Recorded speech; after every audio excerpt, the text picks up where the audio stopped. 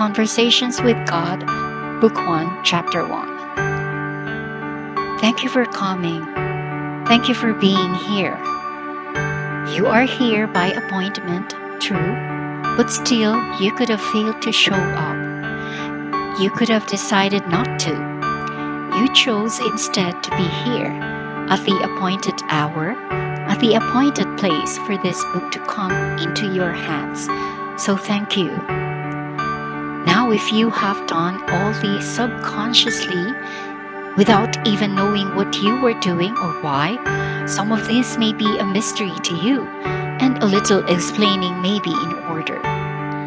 Let's start by causing you to notice that this book has arrived in your life at the right and perfect time. You may not know that now, but when you finish with experience that is in store for you, you will know it absolutely.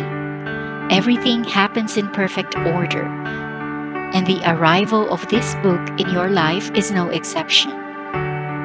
What you have here is that for which you have been looking, that for which you have been yearning for a long time. What you have here is your latest, and for some of you perhaps your first, very real contact with God.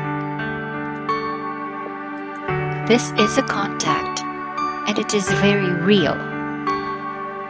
God is going to have an actual conversation with you now through me. I wouldn't have said this a few years ago.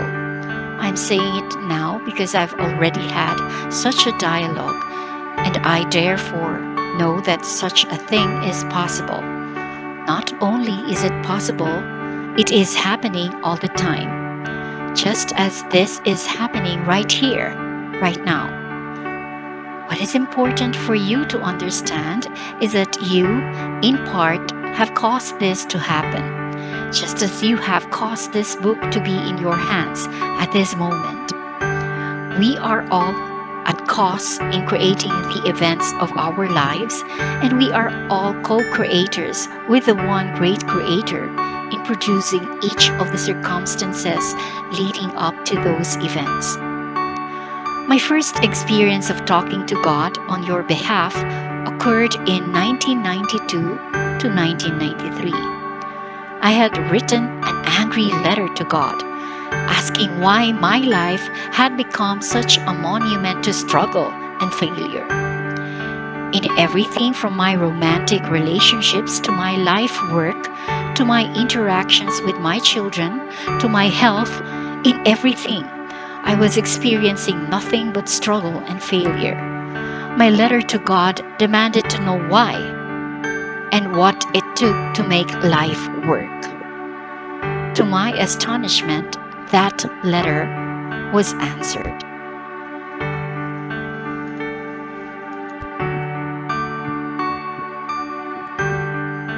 How it was answered and what those answers were became a book published in May 1995 under the title Conversations with God, Book 1. Perhaps you've heard of it, or maybe have even read it.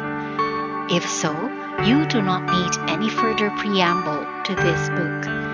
If you are not familiar with the book, I hope you soon will be, because Book 1 outlines in much greater detail how all of this began and answers many questions about our personal lives.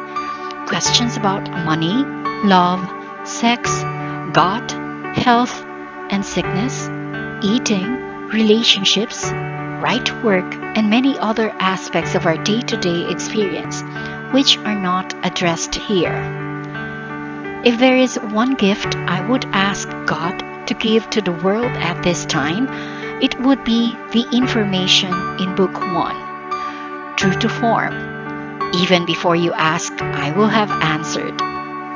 God has already done so. So I hope that after reading this book, or maybe even before you finish it, you will choose to read the first. It's all a matter of choice, just as pure choice brought you to these words right now. Just as pure choice has created every experience you ever had. A concept that is explained in that first book.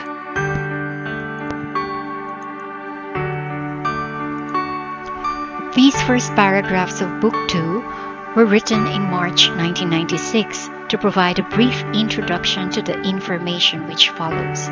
As in Book 1, the process by which this information arrived was exquisitely simple. On a blank sheet of paper, I would merely write a question, any question, usually the first question that came to my head, and no sooner was the question written than an answer would form in my head, as if someone were whispering in my ear. I was taking dictation. With the exception of these few opening lines, all the material in this book was placed on paper between spring 1993 and a little over 1 year later. I'd like to present it to you now, just as it came from me and was given to me. It is Easter Sunday, 1993, and as instructed, I am here. I am here, pencil in hand, writing pad before me, ready to begin. I suppose I should tell you, God asked me to be here. We had a date.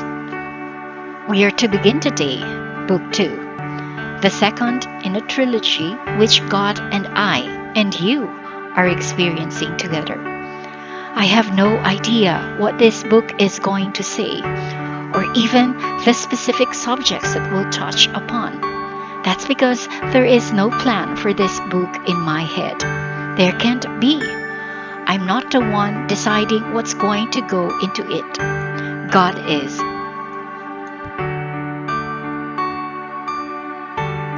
On Easter Sunday, 1992, 1 year ago today, God began a dialogue with me. I know that sounds ridiculous, but it's what happened. Not long ago, that dialogue ended. I was given instructions to take a rest, but told also that I had a date to return to this conversation this day. You have a date too. You're keeping it right now. I am clear that this book is being written not only to me, but to you through me. Apparently, you've been looking for God and for word from God for a very long time. So have I. Today we shall find God together. That is always the best way to find God. Together. We shall never find God apart. I mean that two ways. I mean, we shall never find God so long as we are apart. For the first step in finding that we are not apart from God is finding that we are not apart from each other. And until we know and realize that all of us are one, we cannot know and realize that we and God are one. God is not apart from us, ever, and we only think we are apart from God. It's a common error. We also think we're apart from each other. And so, the fastest way to find God, I've discovered, is to find each other. To stop hiding out from each other. And of course, to stop hiding out from ourselves. The fastest way to stop hiding out is to tell the truth to everyone, all the time.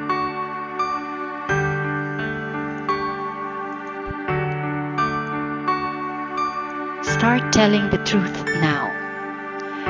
And never stop. Begin by telling the truth to yourself about yourself. Then tell the truth to yourself about another. Then tell the truth about yourself to another. Then tell the truth about another to that other. Finally, tell the truth to everyone about everything. These are the 5 levels of truth telling. This is the 5-fold path to freedom. The truth shall set you free. This book is about truth, not my truth, God's truth. Our initial dialogue, God's and mine, was concluded just a month ago. I assume this one will go just like the first. That is, I ask questions and God answers. I guess I'll stop and ask God right now. God, is this how it's going to go? Yes, I thought so. Except that in this book, I'll bring some subjects up myself without you asking. I didn't do much of that in the first book, as you know. Yes, why are you adding that twist here? Because this book is being written at my request. I ask you here, as you've pointed out. The first book was a project you started by yourself. With the first book, you had an agenda. With this book, you have no agenda except to do my will.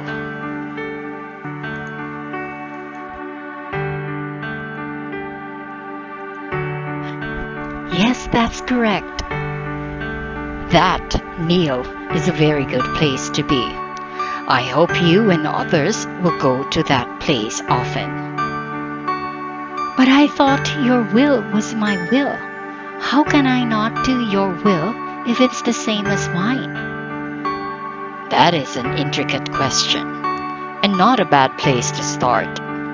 Not a bad place at all for us to begin this dialogue. Let's go back a few places. I have never said that my will was your will. Yes, you have. In the last book, you said to me very clearly, your will is my will. Indeed, but that is not the same thing. It's not? You could have fooled me. When I say your will is my will, that is not the same thing as saying my will is your will.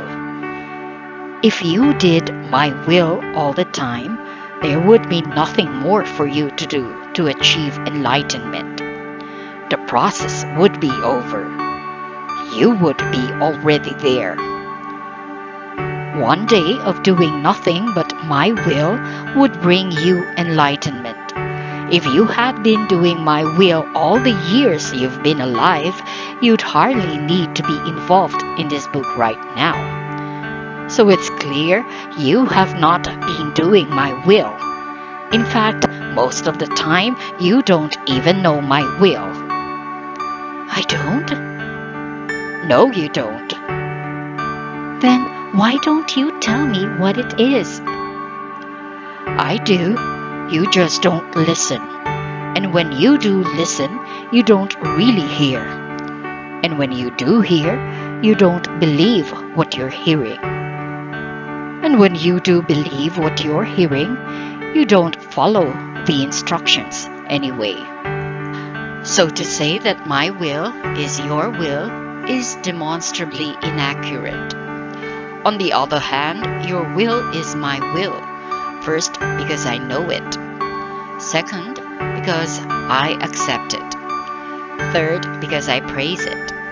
Fourth, because I love it. Fifth, because I own it and call it my own. This means you have free will to do as you wish, and that I make your will mine through unconditional love. Now, for your will and for my will to be yours, you would have to do the same.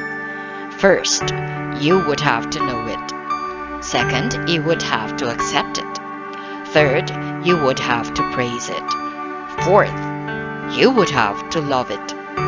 Finally, you would have to call it your own. In the whole history of your race, only a few of you have ever done this consistently. A handful of others have done it nearly always. Many have done it a great deal. A whole slew of people have done it from time to time, and virtually everyone has done it on rare occasion, although some have never done it at all. Which category am I in? Does it matter? Which category do you want to be in from now on? Isn't that the pertinent question? Yes. And your answer? I'd like to be in the first category. I'd like to know and do your will all the time. That's laudable, commendable, and probably impossible. Why? Because you have far too much growing to do before you can claim that. Yet I tell you this, you could claim that. You could move to godhood this instant if you choose to. Your growth need not take so much time. Then why has it taken so much time?